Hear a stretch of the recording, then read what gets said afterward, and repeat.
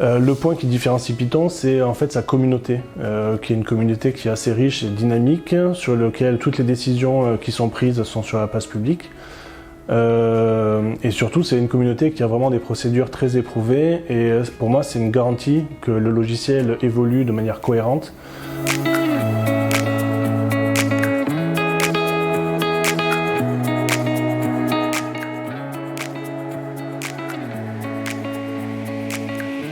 Alors, je suis Sébastien Chazalet et je suis un développeur d'applications Python. En général, je développe des applications sur mesure.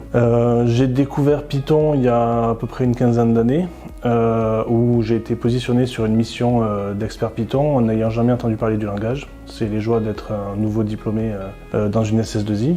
Mais du coup, j'ai pas mal accroché avec le langage qui correspondait bien à ma façon de penser, et depuis 15 ans, je continue toujours sur cette technologie.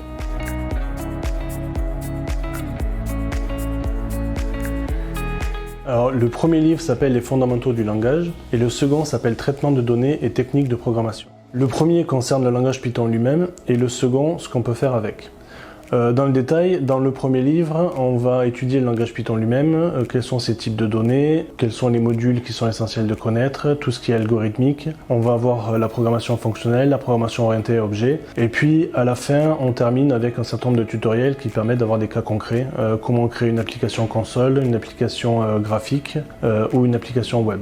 Dans le second livre, on va se concentrer sur le traitement de données, donc comment faire du XML, comment manipuler des images, générer du contenu, que ce soit en PDF ou en OpenOffice. On va aussi voir les techniques de programmation pour faire de la programmation réseau, de la programmation système, et on voit également la programmation web et surtout l'asynchrone, où il y a 3 chapitres consacrés aux différents niveaux de modules qui existent dans Python pour gérer ces cas-là. Et on voit également les patrons de conception.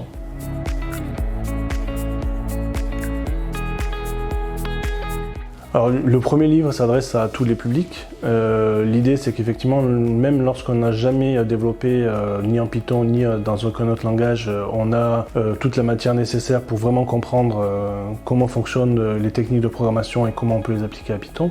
Mais en fait, vu qu'à chaque fois qu'on aborde des sujets, on essaie de trouver beaucoup d'exemples, ça s'adresse éventuellement à tout le monde. Même ceux qui connaissent bien Python pourront trouver des choses intéressantes. Et en fait, l'idée, c'est que lorsque j'explique un certain nombre de choses, j'ai aussi connaissance des documentations officielles qui existent, et du coup l'idée c'est que j'essaie d'offrir une perspective qui est complémentaire. Donc lorsque des documentations sont assez bas niveau, j'essaie de proposer des choses de plus haut niveau. Lorsqu'au contraire les documentations montrent directement des choses assez complexes et qu'il me semble qu'il manque quelques marches pour ceux qui n'ont pas forcément toute l'expérience nécessaire, j'essaie de rajouter ces marches. En ce qui concerne le deuxième livre, ça semble pas mal d'avoir des connaissances Python et de savoir comment le langage marche, éventuellement tous ceux qui ont lu le premier bouquin peuvent se lancer dans le second. Et après, donc là l'idée c'est pareil, j'aborde énormément de technologies. Si on prend par exemple le XML, j'aborde énormément de choses, que ce soit les processus de validation, le DOM, le SAX ou même des choses qui sont pas forcément très connues. Et l'idée c'est qu'à chaque fois j'essaie d'expliquer la technologie elle-même,